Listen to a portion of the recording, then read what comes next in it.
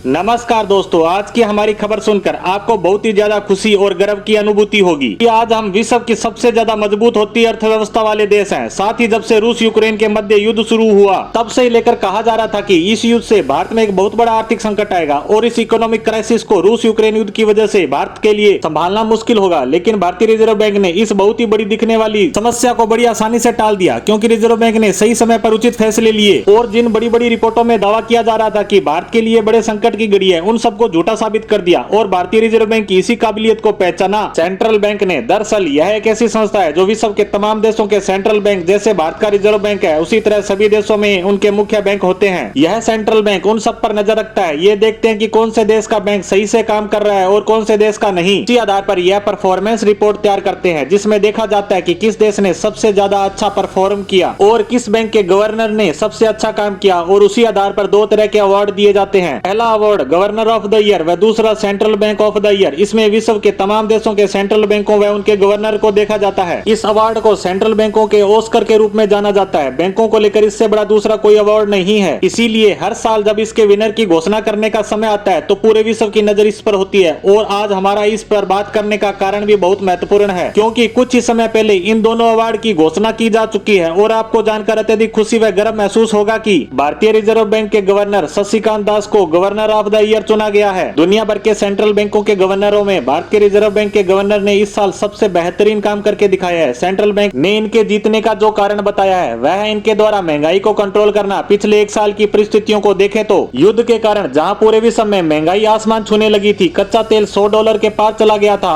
उन सब के बीच भारतीय रिजर्व बैंक ने जिस तरह ब्याज दरों को मैनेज किया, देश में मुद्रास्फीति को नहीं बढ़ने दिया, महंगाई को भी कंट्रोल में रखा। और जब अमेरिका जैसे देश में महंगाई का पिछले 40 साल का रिकॉर्ड ध्वस्त हुआ, फ्रांस व जर्मनी जैसे देशों के लिए कहा जाता है कि यहाँ कभी महंगाई नहीं आ सकती, वहाँ भी महंगाई का ये हाल था कि दूसरे विश्व युद्ध का रिकॉर्ड भी ध्वस्त होता देखा गया। ऐसे वक्त में भी भारत में महंगाई कंट्रोल में रही और लोगों को ज्यादा परेशानी का सामना नहीं करना पड़ा।